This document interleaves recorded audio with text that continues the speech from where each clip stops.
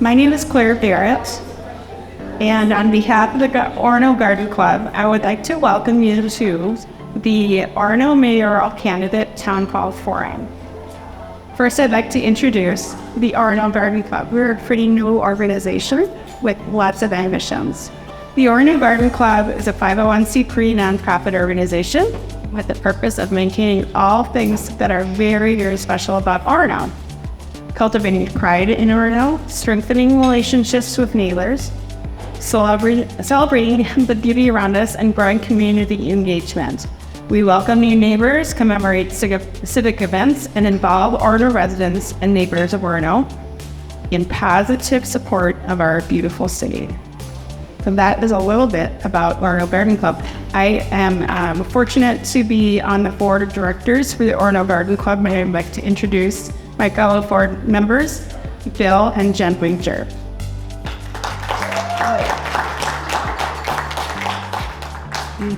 The Orono Garden Club is nonpartisan. We do not endorse candidates. This is a public forum that is open to the public, and I'll repeat, nonpartisan. A little bit about the Orono Garden Club's upcoming goals for 2024, and we're well on our way for this. We want to plant at least 25 trees in the city of Orono. We have 6 done and several on land. We're very excited about the environmental impact that we're having on the city of Orono and the beautification of our city. We do want to build a network of at least 200 members, Orono residents and non-residents, not to be a resident of Orono, to be perfect. Our organization to support our first activities.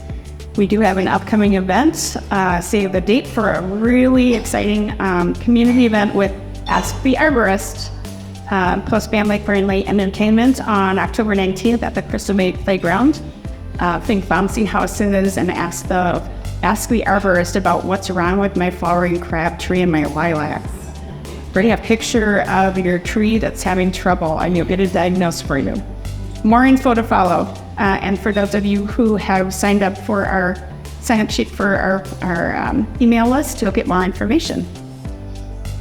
So, for tonight, one of our mayoral candidates, Tannheim, has declined repeated invitations to participate, unfortunately.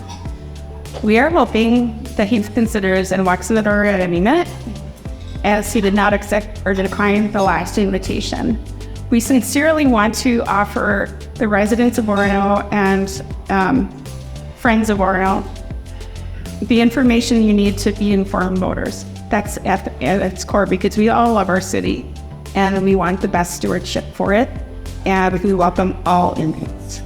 So as ground rules, we have planned on more of a debate format, but given the circumstances, we are adapting on the fly, and we'll be having more of a conversational session here. We ask you to please respect your fellow attendees and participants. We welcome polite feedback, applause, already. No outbursts or interruptions from the audience, please. So with that, I would like to introduce our participants. First and foremost, I would like to recognize and welcome our moderator for tonight. Let's welcome Rich Stanek.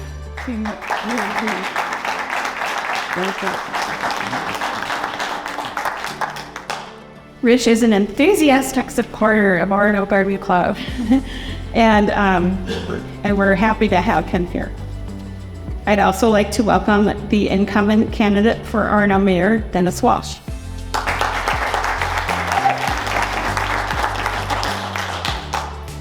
With that, I will turn it over to Rich and the candidate, and we will have a conversation for about an hour, 45 minutes or so. And then afterwards, we would welcome you to join and linger until about 8 o'clock, where we'll continue our festivities and good community with our friends here. So thank you.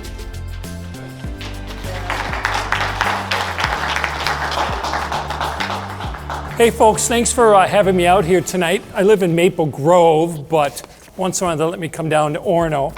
But I particularly love Orono. When I served as sheriff of this county, I had a chance to come out here all the time. You guys are phenomenal, and the leadership in your city and the candidates alike, I happen to know both of them personally, and so it's my pleasure to be able to be here tonight with all of you. Claire was right, but we owe Claire a debt of thanks, right? It's not easy to put together an event like this, so the Orono Garden Club and her team worked really hard to get this event together, and for that, Claire, again, we thank you, and it's going to go well. Claire talked about a couple of the ground rules, right? So, you know, I may have served as a law enforcement officer for 38 years, but I got a soft side as well. And although I thought I was going to moderate a debate between candidates, I hope Mr. Thunheim does come in and join us tonight, because I'd love to hear, and I think you'd love to hear what he has to say in contrast to Mayor Walsh. But absent that, or until he arrives, instead of a debate type forum, I think, as Claire said, we're going to have more of a conversation. The Orono Garden Club sent me like 60 some questions. I'm sorry, but we're not going to get to 60 questions in what is now about 48 minutes left. And so I selected 18 to 20 of them, and we'll try and work our way through. I think Claire mentioned that audience participation in terms of clapping and et cetera is welcome, but otherwise professional decorum is much, much appreciated. And I will enforce that the best I can from this chair up here, or I'll come out in the audience as necessary. You decide. So we've got till what, 7:30, correct? 7:30 or so. And, you know, I think to get this started, I'd like to hear from Mayor Walsh. For those of you that don't know him as well as maybe you'd like to, because you want to learn more about him and what he stands for and what he brings to the city and will bring to the city, I'd like you to introduce yourself. Spend a few minutes. The other questions, though, we're going to limit it to about 90 seconds if we can do that, so kind of rapid fire so we can get through this tonight. But the first few minutes are yours, Mayor. Tell us about you, tell us your vision, tell us your family. I see your beautiful wife here as well. And don't forget her, because as an elected official for 25 years, there would be heck to pay. Well, I first want to say thank you to my wife for supporting me through all these years of running for office, because she will tell you when fall comes, all of a sudden I disappear and I'm not around a whole lot, especially when kids need to get dropped off at school sports and everything else. For those who don't know a lot about me, I grew up in St. Louis Park. I'm a graduate of 1982. I did go to Madison and graduated in Madison with a communications and a real estate degree. I did spend a couple months over at Minnesota before I went there, so I have a little Gopher blood in me too, for all the Gopher fans here. I actually was on the wrestling team there until I transferred over to Madison. Once I graduated from Madison with a Bachelor of Science in Consumer Science and my minor in real estate, I went into the commercial real estate business. So brokerage, doing real estate deals for people, office buildings, retail centers. And in 1988, I started my first business, Walsh Partners, which was a commercial real estate brokerage business, and had offices in Minneapolis, Chicago, Milwaukee. I had 50 salespeople working for me. I was doing a lot of traveling, a lot of real estate deals. About 20 years ago, I started buying buildings for myself, because I was no good at picking stocks, so I figured I better do something that I'm good at. And so I started buying buildings, and so little by little I stopped doing the brokerage business and sold off my other businesses in Chicago and Milwaukee and just focused up here. And so now today I still manage office buildings and retail centers that are all under my own ownership, and I've got my own construction crew, maintenance crew, etc. I've got 4 children, 2 older boys, 2 younger girls. I have a girl who we shipped off to the U of M. She's on the Gopher gymnastics team. We're extremely proud of her. So go Gophers. I have a whole bunch of Gopher memorabilia and stuff to wear now to go with my Badger wear. I do have still one more young lady at Orono. Right now she's a junior. She's a track star. She loves to run, and thank God somebody does. So I lost one Achilles already, so I'm not doing any more running. So So I've got that, and she just got her driver's license, and so now we have no children with the drivers, or no children that we have to bring anywhere anymore. So today I finally got to join the Tuesday afternoon golf league here at Lafayette, because I don't have anybody to drive anywhere, so I can play 9 holes with the guys. So what I did is back obviously 10 years ago, with all my real estate experience of budgeting and dealing with roofs and infrastructure and water and sewer and parking lots, I brought that knowledge to the city here about 10 years ago. And to my consternation, my first budget meeting, I sat with Ron Olson, who was our longtime finance director, who just retired last year, said very sheepishly, and we don't collect any depreciation or reserves. And I'm like, what are you talking about? And all the people around the council looked at me and they said, what does that mean? And I said, well, it means that's why we're running out of money. Because we have no roads budget, we have no parks budget, we're running out of water and sewer money to fix water and sewer, which had made past councils have to start borrowing money for the short-term infrastructure needs. And I said, we got to stop doing that today. We got to start figuring this out and budget correctly. So 10 years later, now we are fully funded with all of our roads, all of our infrastructure, you name it, it's fully funded. We got the best tax rating you can have in the United States. We're probably one of 20 or 30 that are under 10,000 that have that rating, so we're very proud of that. We promised 8 years ago when I first became mayor that we will keep the tax rate flat. And what we did with one of my council members, Matt Johnson, is we created a committee called the Code Review Committee.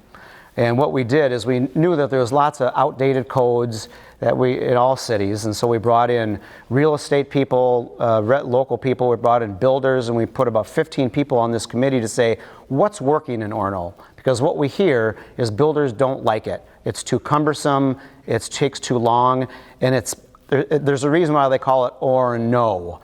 And so we told them we were going to bring yes back to Orono. And so we started cleaning up the code. We brought technology to the city. And we used to have a room that was the size of all of these chairs, just full of cabinets of paperwork, where if you wanted to go find something that was going on in the city, you'd have to dig through archives everywhere. And that was like job security for some of the people that were there, because they knew where stuff was, and so they became more valuable. Well, it took us about 8 years to essentially microfiche everything in the city. So all those file cabinets are gone, and there's none anymore. We have more space for cubes for people to work. And now you, as a realtor or a builder or just a homeowner in general, can go to any property through on the Orono website and find out all the different things that have been done on that property, for permits pulled, etc. Which then means we know as a city, if there's a deck and there was never a permit, we know now too. And so what that helped people do too is once we brought in the technology and we actually put everything online for doing permitting, because it was never that way also, is we also, to do variances in our city, which is kind of what comes to the council, is it costs $700. Then one of the first questions to ask is, I said, well, why? It's the why question. We always ask the why question. Why does it cost $700? And the staff had no knowledge of why it cost $700. They said, I think back 20 years ago, we just picked the highest number that was out there, and we said, let's just be at that number. And I was like, as a business person, that just isn't very logical. We need to know what our cost of goods is, right? So if you're going to sell something for $1, you sure hope it doesn't cost $1.30, right? Because you're losing money. So we went and we figured out it's only costing us like $267 on average to actually make sure and get all these variances through the process from a city perspective. So we lowered all the prices down to where they should be, because we're not in the profit-making business. We're in the business of taking care of everybody and getting these things done as easily as possible. So one of the complaints that the staff had right away was, oh my God, we're going to probably lose about $30,000 in revenue because of that, because all these variances are now a third of what they used to cost. And I said, you know what? I bet you we'll make it up in volume, because people will all of a sudden we want to help them make additions to their house, improvements to their house. They're not going to do the midnight deck in the back anymore. They're actually going to come and get it done correctly, so it's all on record. And lo and behold, that's exactly what happened. So we've increased the revenue for the city. We have seen more people splitting their lots, building new houses, doing additions, improving their houses, which is what you want people to do in their community. And obviously there's still a lot of people even that will buy their $1 million or $2 million houses and build $4 and $5 million houses. So what that did for us in Orono too is it expanded our tax base. It gave us a larger tax base to work with. And so when we have not raised our tax base, we've been able to fund everything. And so what we also did, which people didn't, we don't talk about these sometimes things because they're not that sexy. But when I talked about earlier that what the old councils were doing they were using all their bonding capability to do short-term fixes for the city, which is what bonding really should be used for. And what we did is we paid all those off over a period of about 6 years, little by little, but we kept all the payments on the books because we knew we had some long-term infrastructure needs like a public works facility. So what we were able to do is take all those same payments that we had paid off and build a brand new public works facility, and the same payments that we had in the books covered the payments that are for that facility. And so today we don't have any more costs, but we have a brand new facility that will take us out probably another 100 years, because what people didn't realize when they built the old public works building is they built a 35,000 square foot facility, but they built it surrounded by swamps. So there's no way to expand it. There's nothing you can do, and we needed a lot more space with all the community things that we do. We never had a parks department until about 8-9 years ago that was functional, and so now we have a parks department across all of our parks because we had not spent any money on them. And so we have replenished all the parks. We actually have a parks budget now. And so now the new facility is twice as big. It houses the whole public works. It houses the whole parks department. And we also have a fleet maintenance facility because people, when you see all these Orono trucks out there, we've got 60 Orono vehicles out there between inspections, staff, police, fire trucks. And what we used to do is have to bring them all to the car repair shop, just like you guys do, and wait for them to get fixed. And obviously we don't want in the middle of the wintertime our plows to be broken and we can't plow when it's snowing, or our policemen needing vehicles to go out there to patrol and we're waiting for it to get done somewhere. So we were spending a lot of money out doing this, outsourcing it. So we brought all those dollars in and we said we can do our own facilities maintenance and we can do it in-house with the same amount of dollars. And so now we can go into our own facility, we're our own client, and we go get it done. So I don't know if anybody came to when we did the opening for the Public Works back in April, I think it was. But back in the back, we have two big lift stations that lift up cars, and one of them had the fire engine up in the air. So we've got all the capabilities essentially for everything that you can do, because the people that will need it most from a response standpoint is the residents of Orono. And so we want to make sure response times, costs, and being able to get to the things that we need in Orono happen. And people keep saying, and people are very proud in Orono to say, we're like the 2-acre community, right? We're spread out, we're on the lakes. Well, being the 2-acre community also comes with a few things that are tougher in Orono. We have, because we're that large, we're 16 square miles of land in Orono. For the same population in Mound, there are 3 square miles. The same population. So we have 3 times as much land, or 5 times, almost 6 times as much land mass for the same population, meaning we have that much more roads we have to drive, that more roads we have to plow, that much water and sewer between all the residents we have to take care of. So there's cost to having it, but we made sure to budget all correctly. So when it is coming due and things are starting to wear out because roads wear out, water and sewer wears out, vehicles wear out, you need to budget for those. And so we've done all that appropriately, so in the future, all those things will be taken care of. And from a roads perspective, we have a big map. It's probably about 3 by 3 at City Hall. It shows all the roads. And every year we redo it, and then the roads are either green, orange, or red. And red means they got some problems and they need some help and we need to get to it soon. Yellow means they're kind of in the process of wearing out and we need to kind of keep an eye on them year to year. And it might be 5 years, might be 10 years. And the green ones they're in great shape. They're either new or they're relatively new or only 5 years old. And when we first got in here, that entire map essentially was red. And now that map is probably 90% green. Do we have roads that are always wearing out every year when we come through winters and potholes and they blow up? Of course we do. So we obviously have pothole repair, we have all that kind of stuff, and we're constantly going out. But I remember my opponents 8 years ago when I kept saying we have no roads plan, they said, well, we have a pavement management plan. We have a list of all the roads and what to get to. And I'm like, well, a pavement management plan with no money is not that good of a plan. You know, I mean, that's kind of a hope and pray, and that's not a good plan to have. So now we have $1 million a year in the budget. We plan every year on all the roads to go through. They're all listed and what kind of shape they're in. I always task all the council members to go out in the spring and drive the roads that are being recommended and look at them firsthand, because you'll get to know pretty quick what looks good, what doesn't look good, what needs it right now, and what can wait. Because everybody thinks that their road needs to be done right now.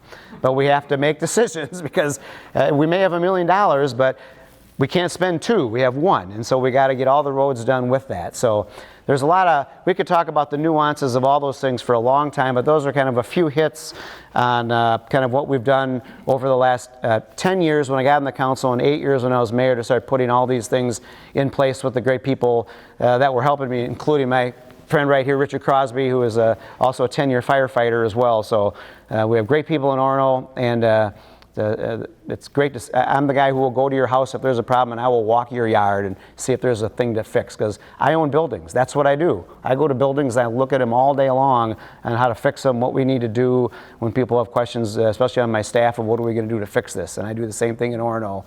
Put my boots on and go walk people's yards and come up with whatever solutions we can find. Sometimes they're tough solutions, sometimes they're easy solutions, but I think people appreciate that you go out and look at it firsthand, and at least have some working knowledge of how everything works in Orono, from drains and sewer and water and all that stuff as well. So I could go on and on, Rich, but I can tell you're anxious. You're going to eat that thing soon.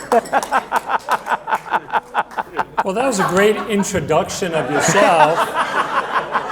And you've actually answered questions 1 through 19. In 20, you might have covered just a little bit. So what do you think, folks?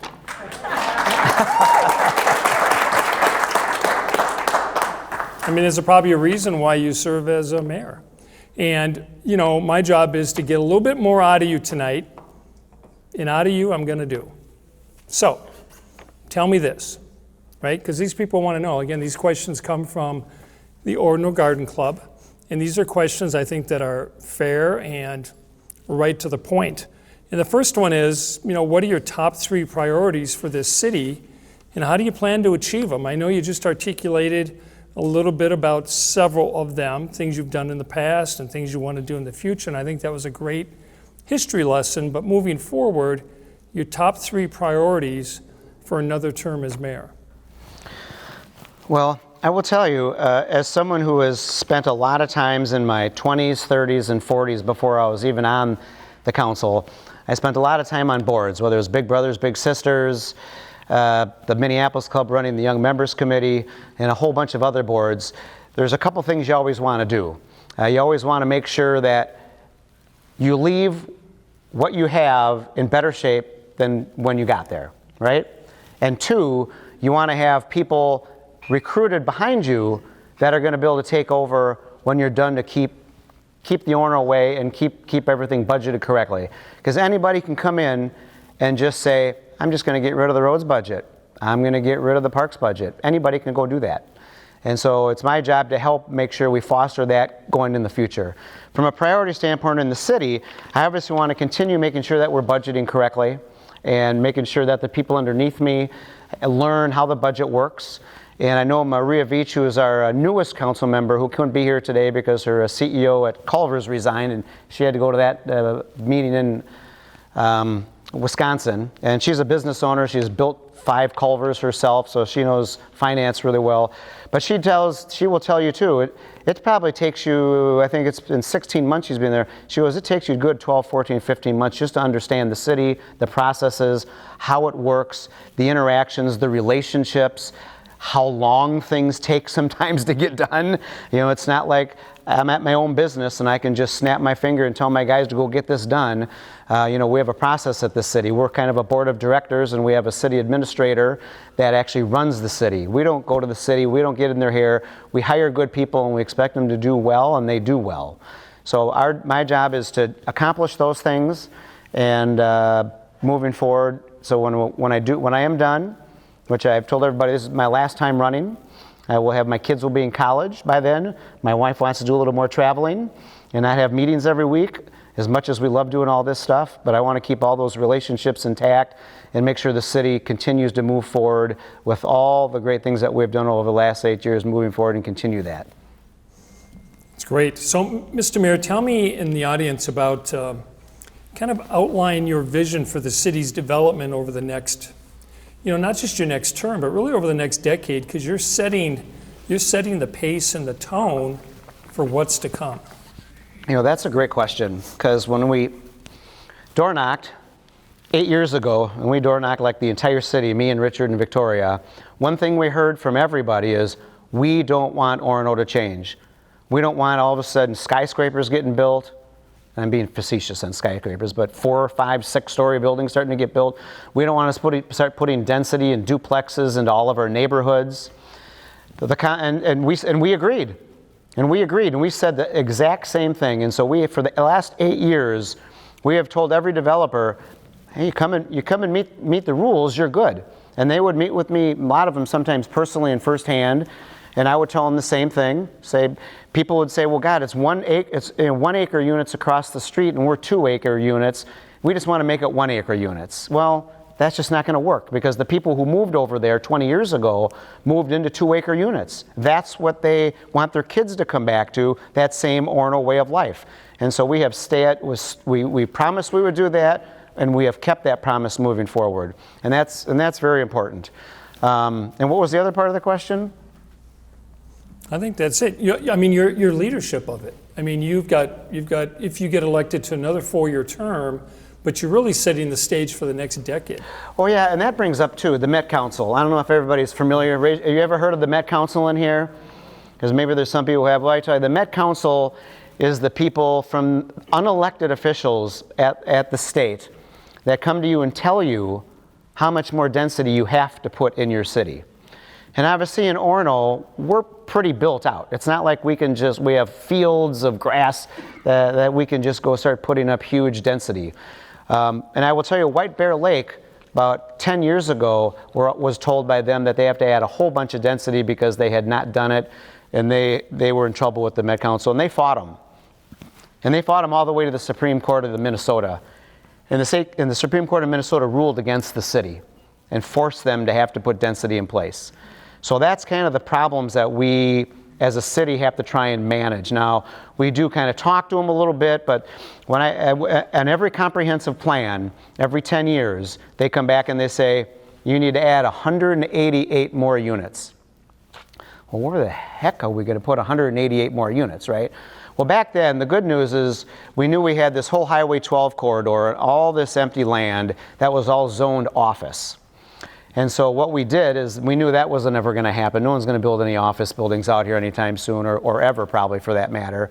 And so we rezoned all that to residential. We figured if we had to put some density in, we were going to put it along Highway 12, where they could put in some apartments or duplexes or this kind of like the Stone Bay kind of stuff.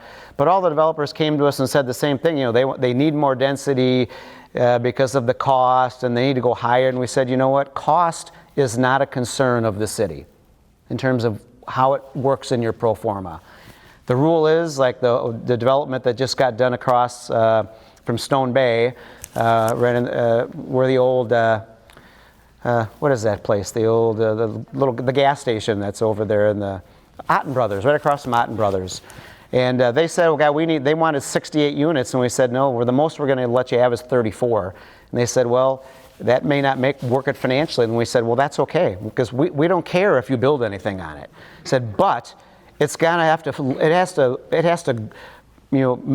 to look like it was supposed to be part of the same thing that's across the street. We can't have some completely weird looking complex across the street from Stone Bay. So make it look like Stone Bay, bring the density down, and then I think you've got a chance. And they did that. And we had the same thing over at Orono Preserve, which is right across from the schools in the corner of Old Crystal Bay Road and 12. They wanted to put in, I think, 86 units, and we got them down to 34. And I actually went and drew, because nobody at the council at that point had development experience, and that was kind of my background. I drew exactly what a house and a lot should look like, because cars, what people don't realize, are 13 feet long on average. and they're 6 feet wide on average. So if you're going to have a driveway, it's got to be at least 30 feet long, because if you're going to have two 13-foot cars, you don't want the cars sticking out into the road. Because I've been in developments in different cities where they don't plan that appropriately, and the cars are sticking out into the sidewalk, it's sticking out into the road. And then I said, because of that, and you don't have a lot of room, you also need to have width, you got to have at least 15 feet wide, because your cars are 6 feet wide. You got to be able to open up your door too. And we want, because everybody should know, the developers are always nice, right? They come, they wine and dine you, they tell you how great they are, but when they sell that stuff, they leave. They don't care if it's livable or not livable. We care if it's livable or not livable. And so we had to make sure that all those things fit correctly. I told them that we have to have a full-size road of 28 feet versus they want to go down to 20. As I said, with as many houses that we're putting in here, people are going to park on the street. So again, 28 feet, that's what, 7 times 4? Cars are 6 feet wide. That just gives you can park cars on both sides and you can come and go. So you're not having to wait to get people to go by. And I said, and kids need a place to go. They can't be riding in the street. And we need a sidewalk on one side too. And they said, oh my God, we're going to lose at least 2 houses. That's not my concern. My concern is the long-term viability of what that development is going to look like when you're gone. And not only did they bring it into compliance like they're supposed to do, but 2 developers later, they finished all the development. So it was many developers later. You never see them again, but we have to live in the community with those developments forever, essentially, as long as we're gonna be around. So it's having knowledge like that and educating the people on the council with all that kind of stuff. It's always Orono first. We're making decisions for Orono residents all the time first, and we're making long-term decisions. So I got to tell you, for the $350 a month, it ain't for the money. Hey, Mr. Mayor, you did a great job laying out your vision and priorities for the city. You are, as you articulated earlier, you're a successful businessman yourself. And so I'm curious, I think these folks are curious as well, what's your plan to attract new businesses and jobs to our city? Well, I guess we're pretty much a bedroom community. We don't have a lot of businesses. We're not looking to attract businesses to Orono at this point. We do want to help out the businesses we do have. During COVID, that came into play a whole bunch. I don't know if anybody's even eaten over at the Narrows or the Lake Room, but the Lake Room is a fabulous place. It's owned by the same people who own the Narrows.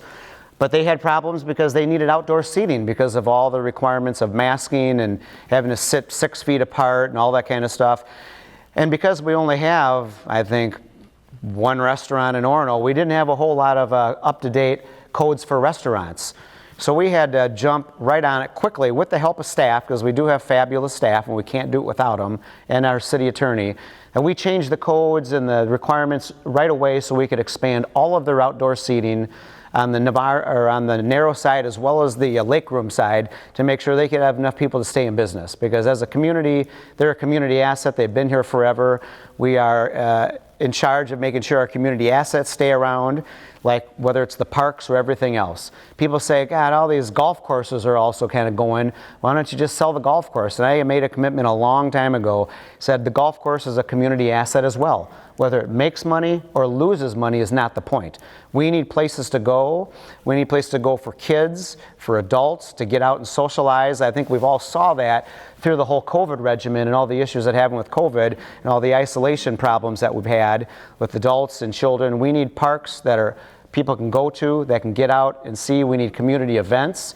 We put together the tree lighting ceremony out of the the Orono Orchard Golf Course now, because I don't know, it's on Orono Orchard Road, and it was originally an apple orchard, and so that's why we've now brought the name back to what it originally was, and we just branded it with our 100-year ceremony that we had this summer with the new pavilion that we bought. And it was amazing that we have this new 1,000-square-foot pavilion that we had the Orono Lions donate $40,000 to. It was amazing, as well as another fabulous individual that gave us some money to do that because he just loves our city. But it started raining during the event. But it was amazing that we were able to have all the music and the other 50 or 75 people underneath the enclosure doing all this celebrating, and it showed exactly why we need stuff like that. so people can get out, can sit, can get away from the exposure, and do all that kind of stuff. Has everybody been to the tree lighting ceremony in Orono? Yeah? That we put together? Well, it's an amazing event. The same people who do the fireworks here for the Labor Day celebration and everything are the same people who do the fireworks at the Orono Golf Course. And so they're fabulous fireworks. But we started that 4 years ago as a tree lighting ceremony, and we had 40 people show up because we thought we need a community event because we had none. And so that was 4 or 5 years ago. I think COVID, we didn't do one because of those issues, but the first year we had 40 people. The next year we had 300 people. And all the people that brought all the food that were the lines that were cooking, we ran out of food like halfway through the event. And because people were lined up a mile down the road to go sledding down the hill to see the fireworks, to have just a kind of a fun celebration to come as a city, which kind of is the bonds that we have of city when we have events like that. And to this day, even a couple years ago when it was frigid cold, and I will tell you, it was frigid cold sitting out there, and we had little bonfires all over the place while we were doing that, we still had 500 people the last couple years. So it's an amazing event. We want to keep those events going because that's what creates the threads for our community in the long run, which then makes people come back here, want to live here, helps our home values, helps the school systems, does all of that. So those are kind of some of the things that we are constantly trying to keep in place here. Let's shift gears for a minute. Let's talk about my favorite subject, public safety and law enforcement. So, I mean, Mayor, how would you propose to reduce crime in the city while ensuring fair policing and at the same time improving emergency response times across your city? Well, let's start with police. We have a fabulous police department. We have a 30 officer contingent. We do Orono. We also do Mound. We also do Spring Park. And we also do Minnetonka Beach. We also have a drug task force that we do. So there's a lot of stuff going on out there that people aren't aware of. I learned more about the new drugs that are out there that I've never wanted to know, but I know way more than I want to know at this point.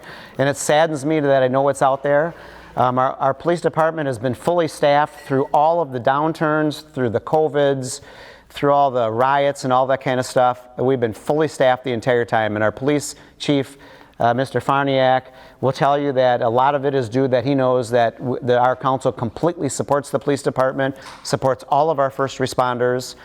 We proudly fly not only the blue line flag at the city, but we fly the red line flag, which is the fire department flag, and we fly the public works flag.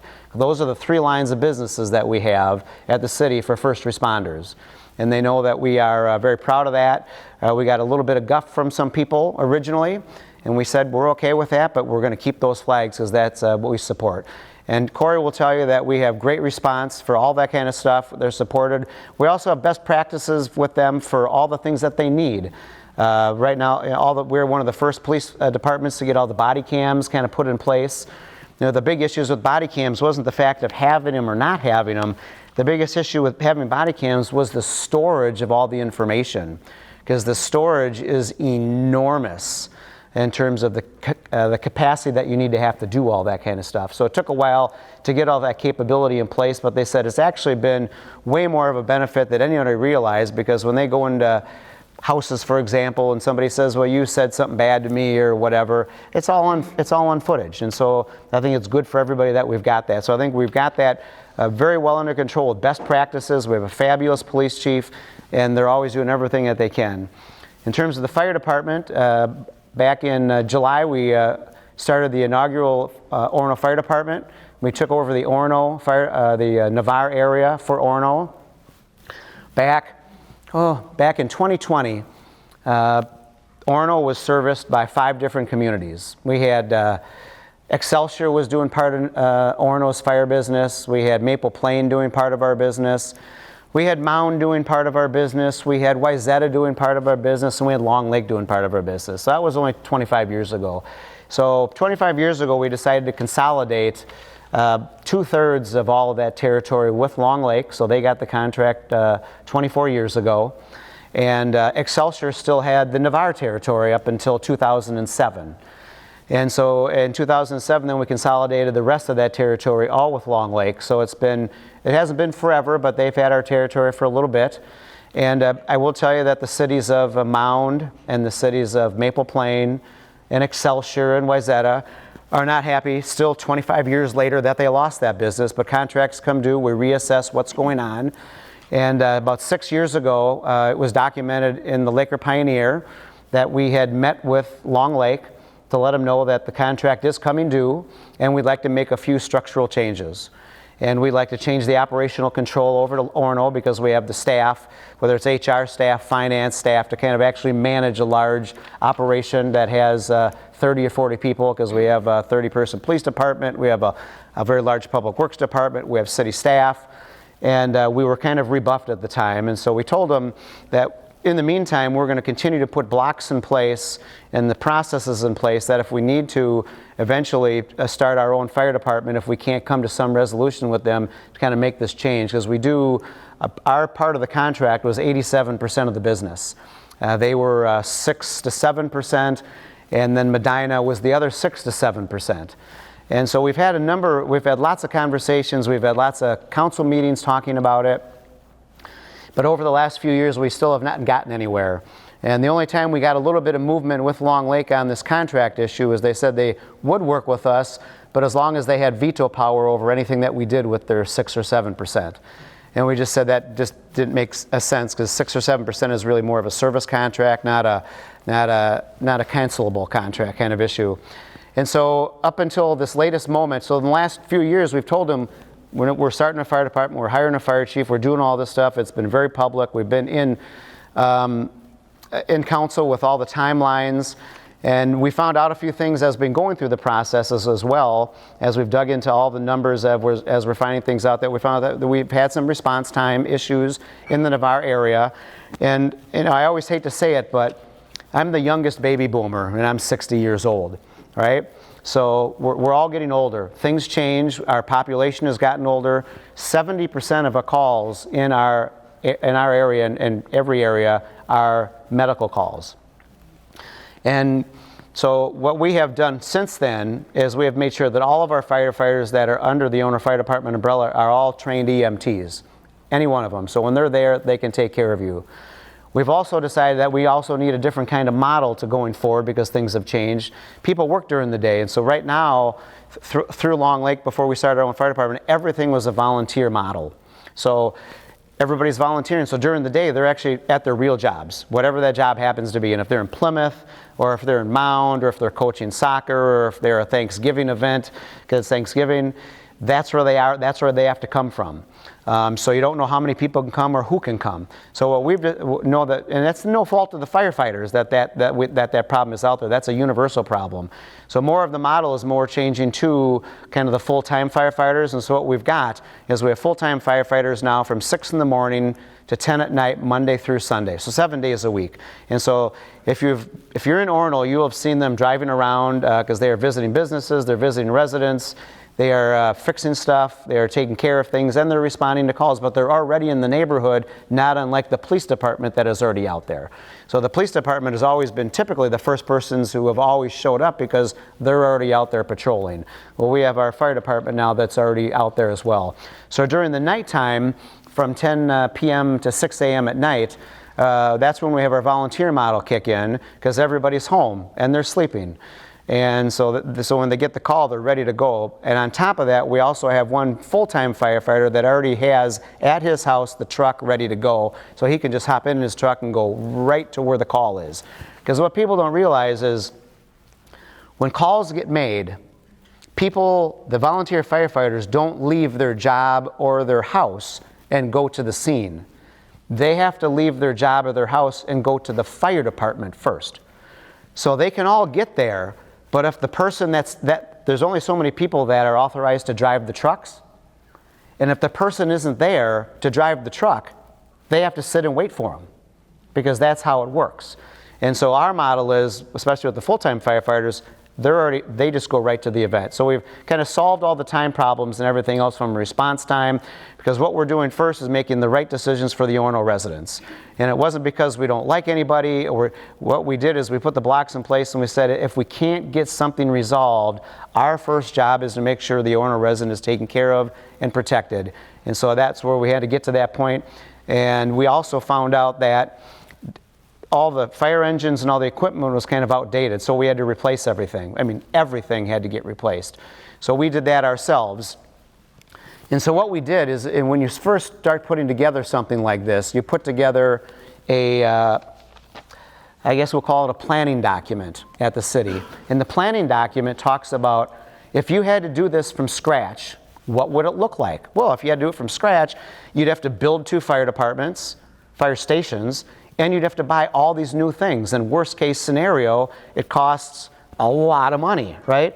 So then you transition to the budget document of, what do we already have? Well, we own the station in Navarre, 100%. Long Lake does have it under contract for the next year and a few months. So in a year and a few months, they will hand the keys over to us, and that's our station. We do share the station ownership with them on Willow, and we're trying to figure that one out right now. But either way, we have our temporary fire station in the old Public Works building, which is twice as much space as anybody needs, but that's a temporary fire station for us. And if we need, in the end, to completely make that a fire station, we can do that too, and that wouldn't be a problem. So we're set. And so with that, when we did that bonding for the Public Works facility, because that's what this comes into play as well, we knew a year ahead of time the interest rates are going up, because I do a lot of finance work having to do all my buildings and stuff. So we bonded early for not only the Public Works building with all those payments that we already had in the books, we also bonded for an extra $3 million for the fire department because of all the stuff that we need to do upgrades to the facilities and equipment, and it'd all be paid for. And we did that with all the dollars that were already on the books, and we did it at 1.9% for 30 years. Now we did it a year ahead of time, and we actually made more money holding it in the bank, because interest rates 90 days later jumped 300 basis points. And that's when all of a sudden everything stopped, kind of everywhere from a financing standpoint, because nobody was financing houses at that point, et cetera. And we knew it was coming, we just didn't realize it was coming that fast. So again, it was all long-term decisions. We just put all that in place for the owner residents. So we've got all that money sitting aside, still even yet to be spent for everything. And what we also figured out is then you went through the equipment and all the fire trucks that you need, and you just don't have to go out and just buy brand new fire trucks. I found out more about fire than I ever know too. But if you look in all these magazines, and I get city magazines, and they are really boring to read, but I do read them. There's like 1,000 fire trucks for sale around the country, like every day. And so what we found is you can go buy used ladder trucks, used trucks from some cities, example like Coon Rapids and Brooklyn Park. Every 10 years, they sell their vehicles and they buy brand new ones, regardless of how many miles they have on them. And so we found some of those, and what you can do, and what we did, is we bought it for about a quarter of the cost that cost brand new. We took it to the manufacturer, they retrofitted it and fixed it for like just a couple $100,000, and they gave us a brand new 10-year warranty on the vehicle, like it's a brand new vehicle. So what's out there you can do, if you're a business owner, you're always looking for solutions of what you can do to fix things. If anybody owns houses in here, and you got something broken, a roof leak, siding, you're looking for the same issues. What can I fix? How can I fix it? What are the different alternatives that I've got? Well, that's what we do as the Orono City Council, is we look at that too, to find the best situations that we can for the Orono resident. We did buy a few things that were new as well, and we put them in place 2 years ahead of time, because of what people don't realize, I don't know if you've had to order furniture or cars or anything in the last few years, but the lead time for these things is way out there, way beyond anything I've ever seen. So thank God that we were planning these things years ahead of time, just in case, because we've got everything in place as we're doing this. And the people that are working for us, we've got 24 firefighters that work at Orono Fire right now. We have 12 Now I may be wrong, could be 12 and 12, could be 13 and 11, but we have 12 full-time firefighters and 12 paid-on-call firefighters. And they are amazing. We have like 150 years experience, Richard, something like that between all the firefighters. They're amazing people. That this is the job that they choose to do, to run into fires, to save people, to do lift assists. So thank God we have them for all these first responders. So if there's any firefighters in here before sides, thank you for your service, for sure. And Mr. Mayor, during the reception earlier, I was sitting at a table and a young couple came up, said they had a couple kids in the school district. Both of them work. But they were here because they wanted to hear about your budget and the tax levy issue. And you probably are just in the middle of setting your budget for 2025, or maybe you already have with support of the council. What does it look like? What's your vision for the future for Orono? Well, that's a great question. A lot of different ways to answer that.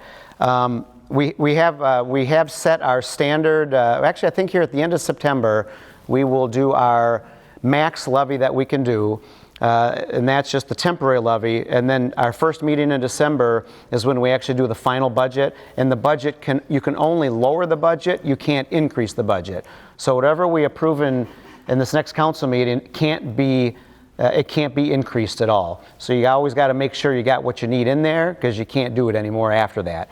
I think our levy in general, I think, is going up 2.5%. I think inflation's like 7%. But we promised 8 years ago to keep our tax rate flat, and then we have done that. We have increased our tax base and done all that stuff. And one of the greatest things that I'm really, really proud of is in Hennepin County, we have the fourth lowest tax rate in all of Hennepin County. And in fact, not only do we have that, thank you. If you look at the average, we are 30% lower than the average in Hennepin County. Now I contrast that to the school system, which is my opponent. That's the only thing I can relate to him, because he ran budgets at the school. The Orono school budget is 30% above the average in Hennepin County. So we have two different directions. We're 30% lower, they're 30% higher. And so a good example of that is, I printed off some fun print-offs that I thought would be, to just put this in real dollars perspective. So I printed off the tax stuff here for my opponent's house. So my opponent's house, and I'm just going to round these numbers because it's easier versus going $345. But my opponent's house, as an example, is at $2.2 million, okay? And he pays to the city of Orono just $4,800, okay? Now to the school, he pays over $10,000. So he pays a lot of extra money to the school than he's paying for the city, and we protect him. We provide police, fire, and everything.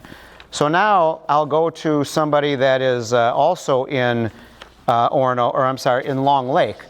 There's a Long Lake City Council person, unnamed, that has a value that's just a little bit lower. So I think Bob's was 2.5, paying $5,000 to Orono. The council person over in Long Lake is 1.8, so much lower, but he's paying $8,000 to Long Lake. So you pay, if it was the same value, instead of paying 5, you'd pay 10. So he's paying the same to the school, but he's actually paying twice as much to the city for less services. So we have been able to do all the things that we have done for half the cost of the cities around us. Maple Plain, it's 3 times as much. So if you look at your tax bill, you will see a portion goes to Hennepin County, a portion goes to the city of Orono. On here, there's 2 of them that go to the school. And you can add those up. It's very clear. You're paying, like in Bob's case, 5 to the city and 10 to the school. And then the other guy, it's 8 to the city and 10 to the school. So the school is the same. But we have, it's a lot less for us. And so we have done that purposely, little by little. So we didn't take our roads budget and just make it $1 million. We took 8 years to do it, little by little. The same thing with the parks budget, the water and sewer. Because people know those things are gonna, all of a sudden, they're gonna wear out. And you better hope if your street, the water and sewer fails, that the city's got some money to fix it. Because no one wants that problem, so.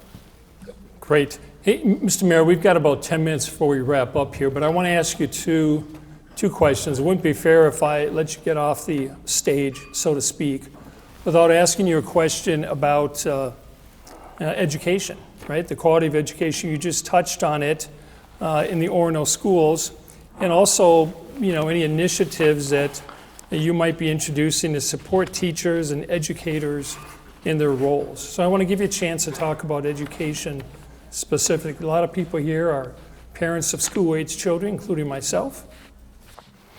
Well, from a school perspective, I guess there's a few things that we've done over the years with the school. I mean, obviously we're a little bit separate, but it wasn't that long ago that when the school, I don't know if everybody knows the history of Orono schools, but when they built the first school, it was all farmland over there. And I think they built the middle school first, and then they built obviously a high school, they built an intermediate school, they built an elementary school, but the roads that were there were the same exact roads 50 years ago that they were 4 years ago. Even with all the schools, the roads haven't changed. And so I kind of made it a mission, and we worked with the school very closely to say, we need to fix this. The traffic is out of control. If you have young kids right now that are in grade school, you probably haven't experienced that. You've just experienced the roads where they are now. But back then, we were going to do one major project. We borrowed a bunch of money. We get state aid dollars for state aid roads, and because that's a big collector road, we get state aid dollars, and so we could bring a few years forward of that to get that whole project done. With the school, we actually worked with the roads people to redo all of their parking lots, their entries, so it could fit with the roads that we were putting in place. And they didn't have enough money, but we needed this project get done. So we actually borrowed the school $1 million. Because we had $1 million to do it. We obviously charged them interest. They paid us back, I think, $100,000 a year for 10 years. I think we have 2 years left on that at 1 or 2% interest, because that's when interest rates were zero. But we helped them out. We wanted to make sure that was taken care of. We have resource officers that are in the building as well constantly. And so thank goodness that I know there are some schools that have gotten rid of their resource officers, but they have not. I know Mound West Tonka, we provide the same services to Mound West Tonka. We also, during COVID, got from the federal government, and we didn't ask for it, but they gave all these municipalities a whole bunch of money based on their population. And so we got, I want to say, like $1 million in round numbers. And we could only use it on city infrastructure projects, but the schools, because they weren't municipalities, were not eligible for any money. And we knew that they had to put all the, I don't remember if you guys remember the days, but they had plastic things between the hallways and all that kind of stuff, all the extra money they had to spend. And so what we did a couple of infrastructure projects for the school, and then we had about $300,000 left, 600 total, but $300,000 left for each school district that we gave them to help them with their costs that we did not have to do. So we created, I guess, lots of opportunities just to make sure their budgets were intact as much as possible. We helped them out, and you'll never see that in the newspaper or anything else, all those things that we help the schools with. But we know that the schools are very important. Education is important. Because we want people to come back here and live here as well. Whether the kids growing up and getting out of college or moving into the Stone Bays as they get older, and the younger people moving into the different houses. So we're trying to present all those opportunities, and we've done a whole bunch of stuff for the school over the years and done our part essentially. But from an education standpoint, I guess we don't have a lot of teacher things going on because we don't have teachers at the city of Orono. But okay, all right. Well, that's it's unfortunate your opponent was not able to join us this evening for whatever reason. But this also gives you, I guess, an opportunity to lay out some of the difference between you and his vision. And I think you've done that to some degree, but you've got the last couple minutes here before we wrap up to further expand on that or use it as you wish to the people of Orono. I appreciate that. Well, I always can talk about a million things, but I know, I don't know if everybody's noticed this, but social media over the years has kind of gotten a little crazy. It's, I think, probably just out of control. And there's a lot of keyboard warriors out there that will just say or do anything with no repercussions. And as an elected official, I almost have no rights. So people can come and say anything they want about me, type anything they want about me, etc. And so we've had our own activist issues coming to our city council meetings. Some of them, half of them don't even live in Orono. And so in the beginning, we always had our public comments, and this is to give you a little history, at the beginning of our meetings. And after a number of these activists were coming vulgar and swearing and saying things that you wouldn't want to have kids at the meetings at, even though there were sometimes, our citizens complained that they had to sit through that waiting to do their city business, whether it's their variances or asking the cities for stuff that we want to do as a city. And so we agreed with them that they shouldn't have to sit through that. So we decided to move our public comments to the end of our meeting. So once the city business is done and our presentations are done and people can go back home, people can come up and they can say whatever they need, and we will listen, as painful as it is sometimes. So my opponent took a little bit different direction. We took a little bit different direction on that, because back in COVID, I know they also had a little bit of animosity at the school board meetings, and they had people coming in, I guess, griping, yelling, and wanting to get answers on the masking issues that were going on way too long, or why he was not wearing masks at parties, and doing those kind of things when he's telling everybody else to wear masks. And his direction was just to cancel public comments and to move it into some closed room where no one was going to videotape it anymore. So he took two different directions. So if you want somebody who's willing to listen to it, whether I like it or it's not good, I'm the guy who's going to continue to do that, because I think I'm a very free speech oriented kind of guy, that I think that's important. I don't think it's good to cancel free speech, so I think that leads down a very bad rabbit hole. And so we have always put up with that, as vulgar as it is. So I hope in the future that these things get better. But I have no control over the people that come. I know, I can tell you they are not my supporters that are coming and yelling and being vulgar. And I know they push for certain candidates that are running against me. And so it'd be much easier if people could just tell them, just behave. Just behave. And I think if people can be respectful and behave, we can always disagree. We're never going to agree about everything, but at least we can talk about it and be mutually respectful about it. And I think that's always the best way to go. So I think between me and my opponent, we took two different directions on that. I will stay for the free speech and continue to do that and moving forward. And I will make sure our budget, which is 30% less than Hennepin County, now 30% higher than Hennepin County, will stay consistent as well. And so I tell the story about you, and I met you at your door yesterday. Was it yesterday I met at your door? I came to his door, I was door knocking. And he said, God, Denny, I'm paying, I won't say how much, but I'm paying a whole bunch in real estate taxes, and I'm just worried about, how much are these new facilities going to cost me? I said, well, the new facilities aren't going to cost you anything, because they're already paid for. We've already got them, and we've budgeted for years and done all this correctly. If there was places to hide these things, I guess I'd like to know where they are, because in city politics, you can't hide budgets. They're all public documents. And our staff is not a staff that will let anybody hide anything, and I'm not in the position to be able to do that to begin with. So, and then we also talked about how much you're paying to Orono, because like we talked about, you pay Hennepin County, you pay school, and I said, I think you're paying about, I won't say it again, but I'll say $1,000 to Orono. So if you take your same house and go to Lang Lake, you're paying $2,000. Go to Mound, you're going to pay $2,000. Go to Maple Plain, you're going to pay $3,000. So I said, thank goodness you are in Orono, because you're getting the best service for the dollars you have ever seen. And we shook hands and we danced a little bit. We did the jump around. Show it to us right now. Come on. I'm all for it.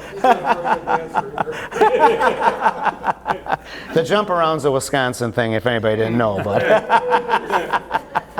well, look, folks. I mean, we've had the last hour or so. You've had a chance to hear from your incumbent mayor, who's running for re-election. I'm sorry again that Mr. Thunheim chose not to join us here this evening, but we've had a good discussion about a number of issues. The one thing that really struck me, though, Mayor, was this issue you brought up close to the end here, which is accountability and transparency. You can't overemphasize that enough from an elected official working on behalf of the residents with public dollars. And for that, you know, I know people are very appreciative. So I think there's still some food. The bar is going to be open for a little bit. Claire, did you want to come back up and wrap it up here? Give the mayor a hand. Thank you for coming.